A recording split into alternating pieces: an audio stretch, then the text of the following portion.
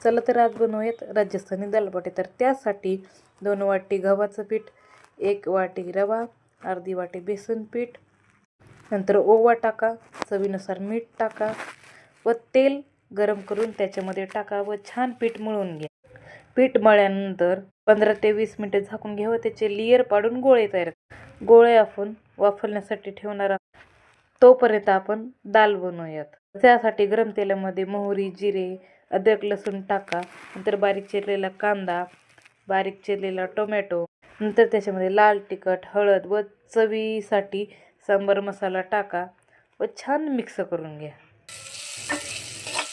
मसाला छान फ्राय झाले की त्याच्यामध्ये शिजवलेली डाळ टाकून घ्या, चवीनुसार मीठ टाका, बारीक चिरलेली कोथिंबीर टाकून घ्या।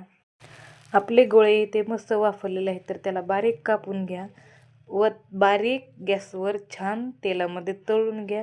तर एक लाईक करा व सबस्क्राईब करा। धन्यवाद।